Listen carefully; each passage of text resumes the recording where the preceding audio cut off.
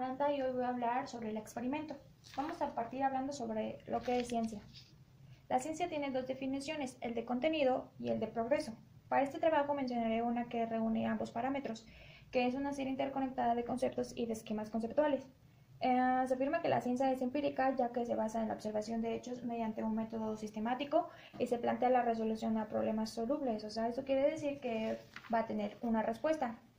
Hay ciencias que emplean un proceso sistemático para resolver problemas, donde se formula un problema mediante la observación de algún fenómeno en particular y se le sigue algo llamado método científico, en donde lo detallaré más adelante. La psicología como ciencia es considerada una ciencia materialista, objetiva y determinista. Es objetiva ya que se aplica el principio de confiabilidad intersubjetiva. O sea, esto quiere decir que muchas personas experimentan lo subjetivo. Es materialista porque se observan los hechos físicos y es determinista porque supone que hay leyes en la naturaleza y estas nos llevan al estudio determinado de algún fenómeno o problemas observables. La experimentación psicológica como aplicación de método científico cuenta con los siguientes pasos.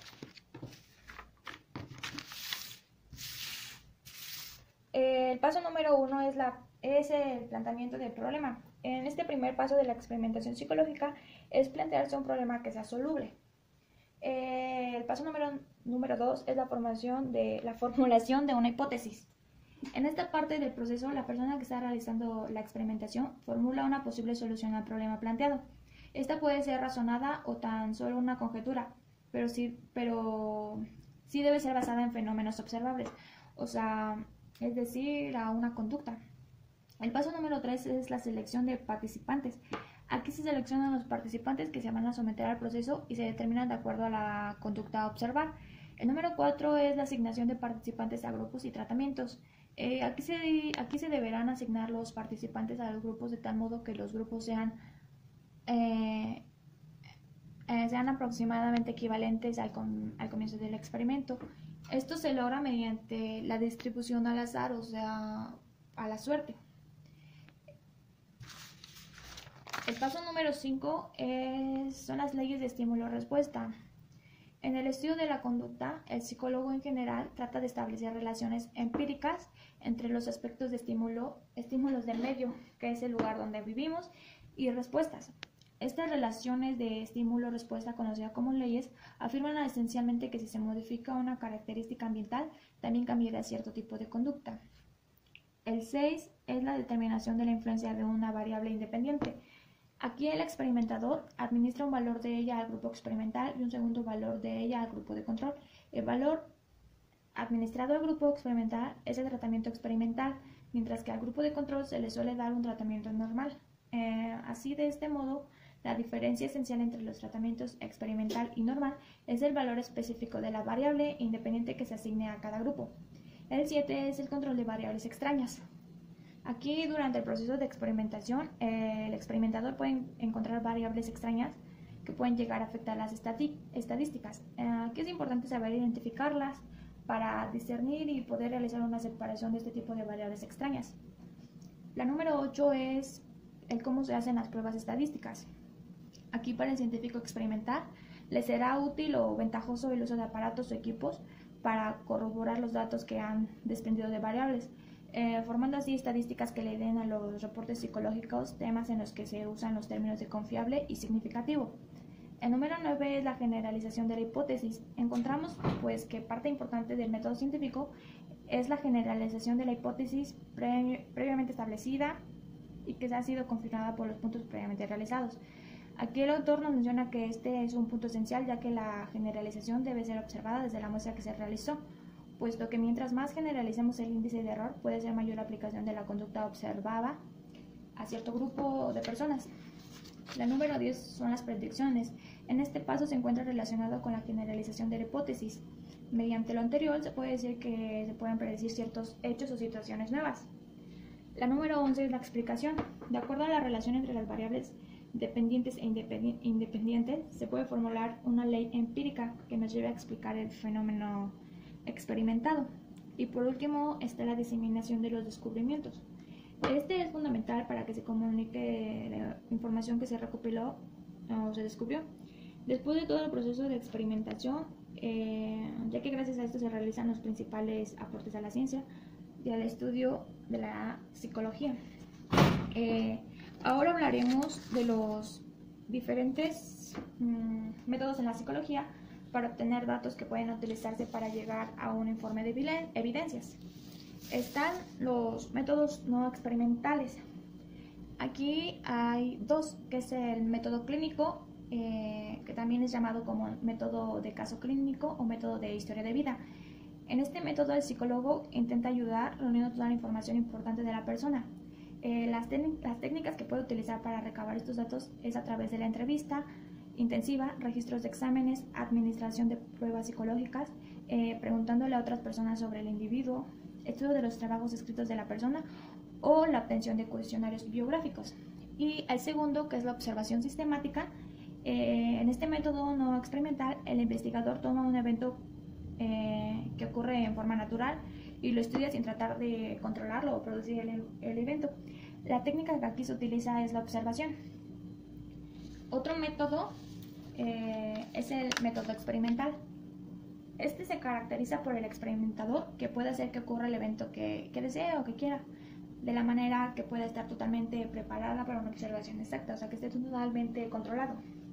Este debe repetir su observación bajo las mismas condiciones para que sea una verificación y pueda variar las condiciones sistemáticamente y notar la variación en los resultados. Bueno, ahora hablaremos de los tipos de experimento. Está el experimento de exploración, donde este se refiere a un tipo de problema de preguntarse qué pasaría si hiciera esto. Y está el de confirmación, que aquí es el análogo al tipo de problema que uno diría, apuesto que pasaría esto si hiciera esto. También está el experimento crucial. Este utiliza para describir un experimento que implica probar simultáneamente una o variables. Variables contra hipótesis con la primera hipótesis. Y por último está el experimento piloto, que este es un ensayo general de la función principal. Después viene la planeación de un experimento. La planeación de un experimento igual tiene varios lineamientos, que empieza con el número 1, que es clasificar el experimento. En este paso se debe especificarse el título, el tiempo y la ubicación del experimento para que no vaya a ser confundido con otro. El 2 es consultar la literatura. El experimentador aquí debe estudiar todo el trabajo anterior que es importante para el experimento y mayormente para saber si ya... El 3 es formular el problema. Aquí el experimentador se conduce debido a que hay una ausencia de conocimiento sobre algo. Este problema se debe caracterizar por no ser ambiguo y no debe contestar en forma sucinta. Si no es así, no vale la pena hacerlo. El número 4 es formular una hipótesis. Aquí las variables especificadas en el enunciado del problema se expresan en forma explícita en la hipótesis como una oración. El 5 es definir las variables. Las variables en el enunciado del problema y de la hipótesis ahora debe definirse en forma que sea clara y no ambigua. El 6 es dispositivo. El experimento puede realizarse a la asistencia mecánica o eléctrica. Por lo tanto, existen dos funciones generales de dispositivo. La primera para facilitar la administración del tratamiento experimental y la segunda para auxiliar en el registro de la conducta resultante. El número 7 es controlar las variables. Aquí el experimentador debe tomar en cuenta todas las variables que puede contaminar el experimento. El número 8 es el diseño. Se debe seleccionar el diseño. Aquí se considerarán los diseños entre los cuales el experimentador puede elegir el más apropiado para el problema que se haya planteado. El número 9 es seleccionar y asignar los participantes a los grupos. Aquí se debe especificar la población y las características requeridas. Una técnica que ya he mencionado antes se puede utilizar es el azar. La número 10 es determinar el procedimiento experimental. Aquí se debe esclarecer cómo se administrarán los estímulos y cómo se observará y registrará la respuesta. El número 11 es evaluar los datos. Aquí los datos deben ser evaluados para saber la confiabilidad de los resultados mediante una prueba estadística. El número 12 es redactar el informe de evidencias. Este es el resumen de los hallazgos del experimento a más grandes rasgos. Es un enunciado que se asevera que las condiciones antecedentes de la hipótesis obtenida y que las condiciones consecuentes especificadas por la hipótesis ocurrirán o no. Y por último está la número 13, que es hacer inferencias del informe de evidencias a la hipótesis.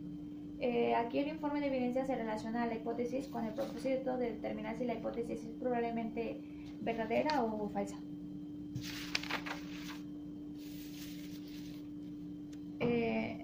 Ya por último está la redacción de un experimento. La redacción de un experimento debe contar con los siguientes pasos que puse. Que el primero es el título. Aquí el título se debe caracterizar por ser corto, indicativo y exclusivo del tema exacto del experimentado y debe contar de 12 a 15 palabras.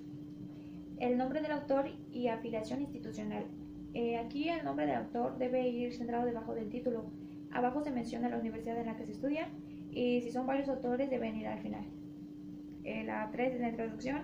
Aquí se debe hacer un enunciado como resumen del problema de referencia en forma de pregunta. El 4 es el método. Aquí se debe decirle al lector precisamente cómo se condujo el experimento. El 5 son los resultados. Aquí se presenta la información suficiente de manera que el lector pueda comprender el proceso por el cual el autor llegó a la conclusión. Y está la discusión.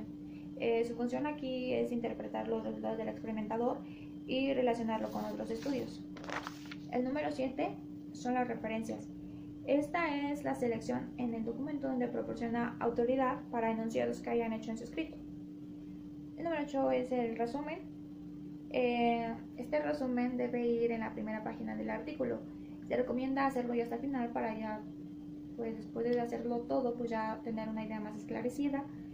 Este debe proporcionar al lector rápidamente la esencia de su investigación. Debe contener de 100 a 175 palabras y también ahí mismo debe presentar el problema, método, resultados y conclusiones. Está la cubierta. La cubierta tiene características específicas con las que se debe cumplir, porque esta es una hoja en blanco con el título centrado en la página, abajo el nombre del autor, debajo del nombre de su institución, en la parte inferior poner un encabezado de pie que se debe utilizar en cada página. Este debe ir abreviado, debe ir todo el texto a doble espacio y las páginas deben ir en el siguiente orden.